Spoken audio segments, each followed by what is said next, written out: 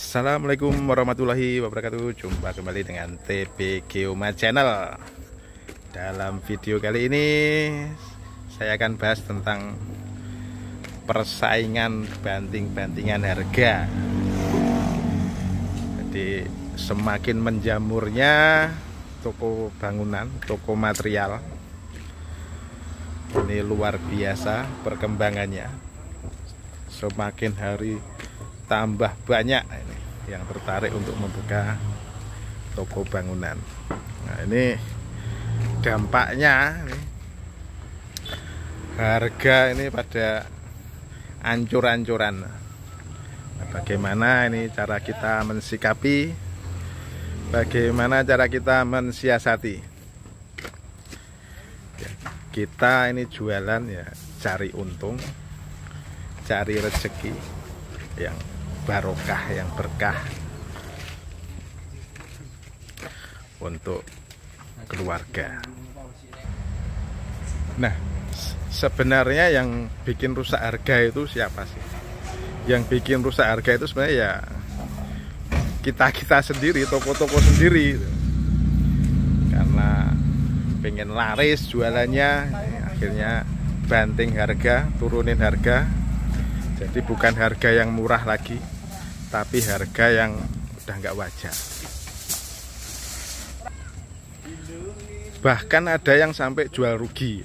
Nah, logikanya di mana ini? Kalau sampai jual rugi hanya untuk biar laris tokonya, barangnya keluar, banyak kiriman, tapi nggak dapat untung. Nah, yang dicari apa gitu kan? Pertanyaannya kan di situ. Nah, apakah kita harus ikut arus untuk ikut bantingan-bantingan juga sampai babak belur, sampai peok-peok? Nah, kalau saya enggak. Jadi kita harus mensiasati fenomena itu, karena yang melakukan menjatuhkan harga itu sebenarnya ya nggak banyak, hanya toko-toko tertentu aja.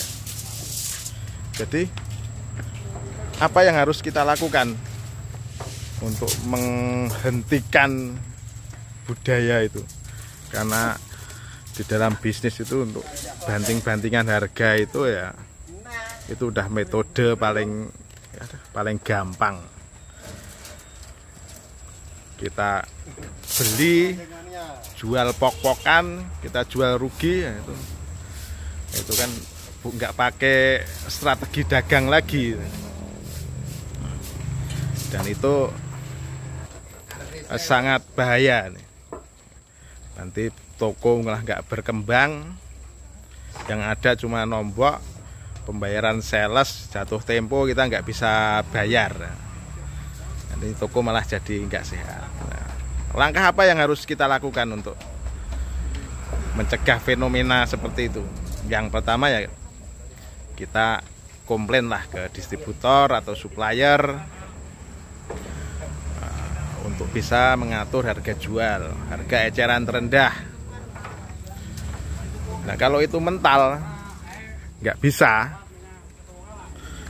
distributor udah angkat tangan untuk nggak bisa ngatur harga eceran terendahnya, ya mau nggak mau kita harus pindah merek. Kita tinggalkan aja merek tersebut. Yang ngapain kita jualan cuma kita nggak dapat untung? Untuk apa kan?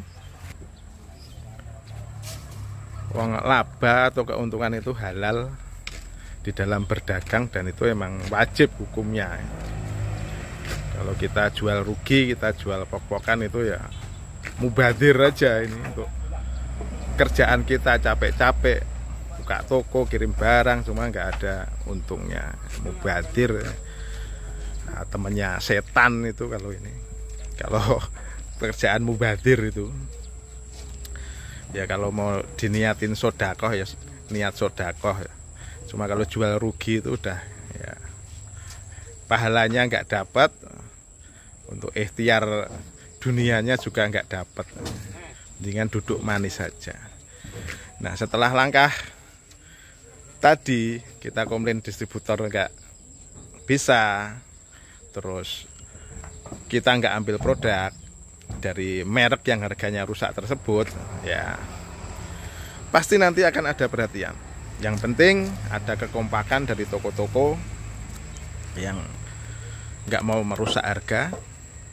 Misalnya dalam suatu wilayah itu ada 20 toko, 5-7 itu kita berhenti stop order aja, nanti juga pasti ditanyain itu, kenapa nggak order lagi. Aja kita jawab aja, harganya rusak ini dan nggak bisa dikendalikan. Nanti datang lagi ke toko yang lain dengan jawaban yang sama, nanti lama-lama juga pasti akan ada perhatian. Dan hanya itu yang bisa kita lakukan. Kalau kita ngikutin arus, kalau kita harus ikut banting-bantingan, itu ya konyol aja. Itu udah bukan bisnis lagi, cuma pengen mateni kancane aja, nggak pengen maju bareng. Jadi itu salah satu strategi yang bisa kita lakukan bersama ini. Kalau ada harga yang rusak ini ya, kalau nggak bisa dikendalikan ya tinggalkan aja, ganti produk yang lain. Lah, terus ada pertanyaan, lah tapi kan itu produk udah jalan, nanti masyarakat juga cari produk itu.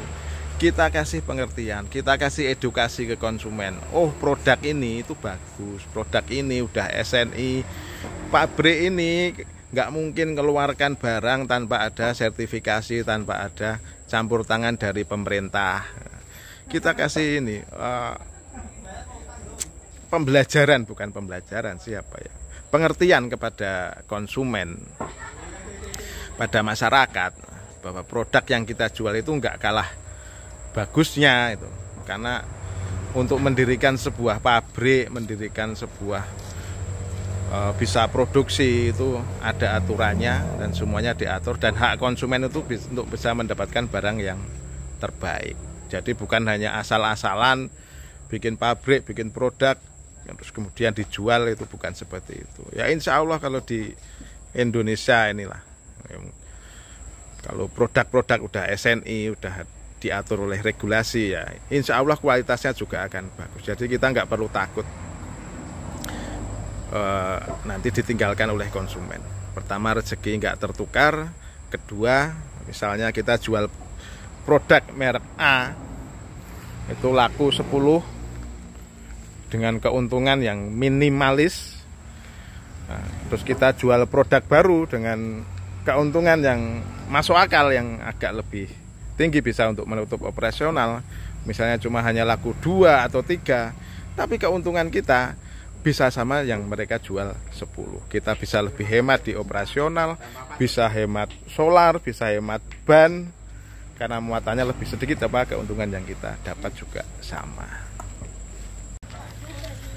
Oke teman-teman, mungkin itu aja yang dapat saya sampaikan terkait dengan fenomena banting-bantingan harga ini.